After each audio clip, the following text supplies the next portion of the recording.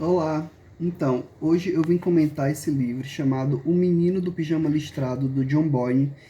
Esse livro super curtinho, porém com um conteúdozinho, assim, que dá pra gente comentar, assim, por um longo tempo. E não à toa eu gravei uma live com a Raquel Ribeiro, que é uma psicóloga amiga minha, que a gente elaborou um projeto de leitura de alguns livros, um livro por mês, sempre nos últimos sábados do mês, 2 horas da tarde, pelo Instagram.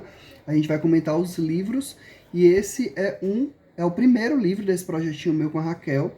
E a gente escolheu ele por motivos afetivos, a Raquel gosta muito desse livro, e eu porque eu tenho um projetinho de leitura de livros sobre a Segunda Guerra, especialmente sobre nazismo e campos de concentração, perseguição dos judeus, homossexuais e afins.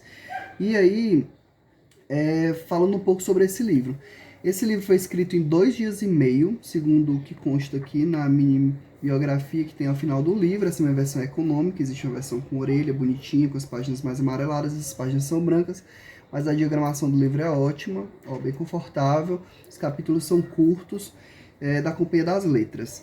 E existe um filme também, O Menino do Pijama Listrado, de 2008, que também é legal, embora eles tenham optado por algumas soluções que em alguns momentos eu prefiro no livro, mas especialmente uma cena eu prefiro no filme, eu vou comentar um pouco mais à frente. Mas o que é que se trata O Menino do Pijama Listrado? Eu já aviso que para quem não leu o livro ou viu o filme vai ser um spoiler, então eu sugiro que leia o livro antes de ver esse vídeo, mas assim, vamos lá. Tentar entregar o mínimo possível, mas não tem como não entregar o final, porque o final é o desfecho. É o que dá sentido a essa história mesmo. Então, o Menino do Pijama Listrado conta a história do Bruno, que é um menino que é filho de um oficial do nazismo, é alguém com uma patente importante, a ponto de o próprio Hitler ele frequentar a casa dele, em jantar e tudo mais. O pai do Bruno, esse oficial, ele é chamado para liderar o campo de concentração de Auschwitz, e ele vai passar a viver numa casa. Ele morava em Berlim, numa casa de 5 andares, vai para uma casa mais simples, porém perto do campo, de onde o Bruno, do próprio quarto que fica no andar de cima, consegue visualizar o que acontece ali pelo campo. Mas o Bruno não entende nada. O Bruno é esse menino de 9 anos, ele tem uma irmã, a Gretel, de 12 anos, e eles não entendem bem, assim, nem o que é exatamente que o pai faz, e isso fica muito claro. Ele diz que o pai não sabe o que o pai faz, mas entende que o pai serve ao exército do Hitler e tudo mais.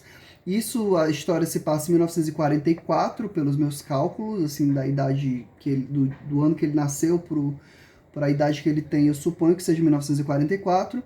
E aí o Bruno, ele precisa se mudar, né, dessa casa de Berlim para essa casa na Polônia, e aí ele sofre um pouco com isso. Ele vai ter que deixar os melhores amigos dele, ele vai passar por uma vida um pouco menos confortável. No entanto, se supõe que de mais poder para a família, porque o pai ele ascende socialmente dentro das patentes do comando nazista.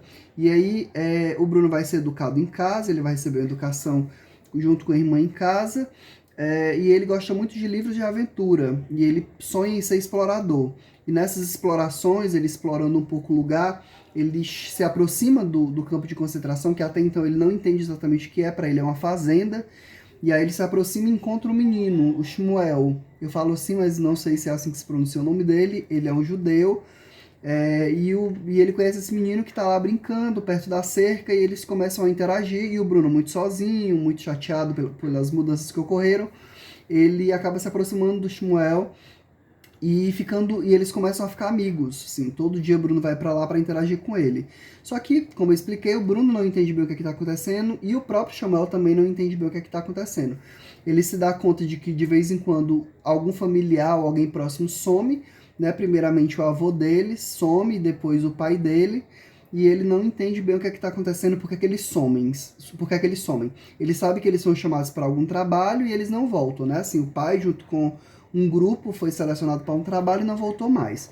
E aí, o livro se trata dessas descobertas do Bruno e do Shmuel, e dessa amizade que vai crescendo a ponto do Bruno ir esquecendo um pouco das origens, esquecendo dos amigos anteriores, que antes eram um motivo de grande sofrimento para ele, sair dali e abandonar os amigos, porque agora ele encontrou um amigo nesse menino.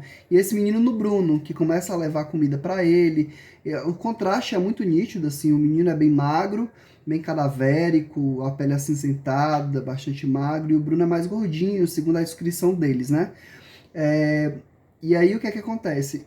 O menino se beneficia da amizade do Bruno nesse sentido, assim, ele começa a se encantar por ter uma pessoa que ajuda ele, que traz coisas para ele e que ouve ele, assim, o Shmuel compartilha desse sofrimento em relação às coisas que acontecem ali no campo, mas o Bruno não dá muito ouvidos, assim, o Bruno tem uma certa dificuldade de sair do lugar dele e se colocar no lugar do outro, então quando o Shmuel começa a falar, ele começa a pensar nos sofrimentos dele mesmo. Agora eu vivo numa casa de 3 andares, e antes era de 5. Quando o Shmuel compartilha que ele viveu num cômodo com 11 pessoas, e uma delas maltratava ele gratuitamente. Então, o Bruno está sempre tentando sobrepor o sofrimento dele ao do menino, sendo que o menino sofre pra caramba, ele já cresce nesse contexto de perseguição, mas ele também não sabe diretamente o que é que está acontecendo, né? As coisas são muito, muito camufladas, enfim. Ele sabe que ele não pode sair do campo, ele sabe que quem está no campo não tem uma vida boa, não tem uma vida confortável, sofre maus tratos. E o Bruno não sabe de nada disso, assim.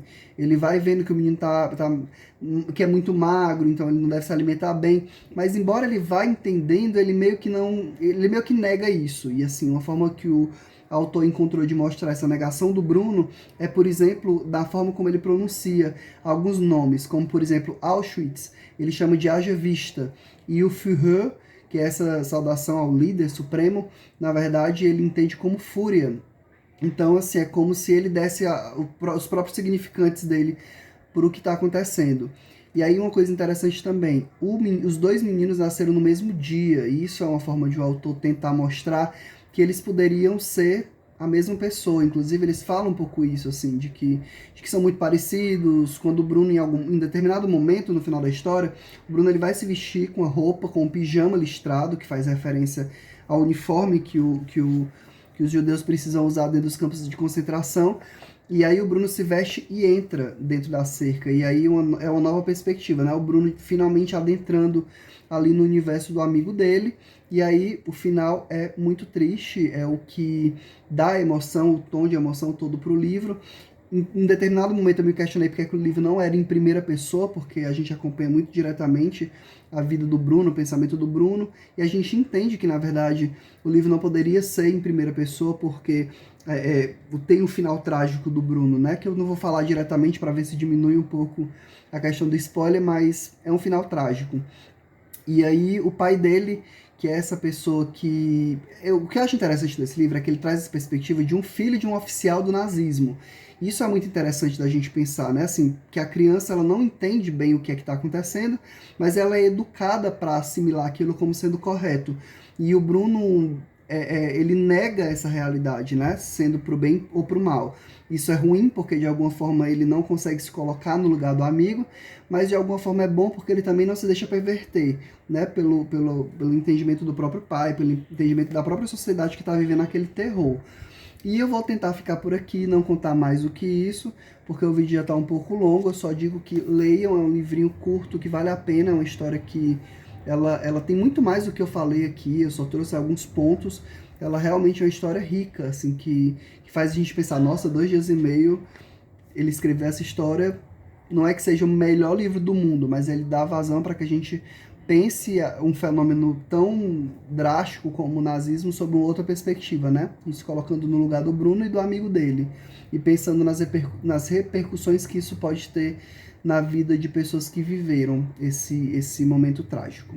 E é isso, eu vou ficando por aqui e até mais.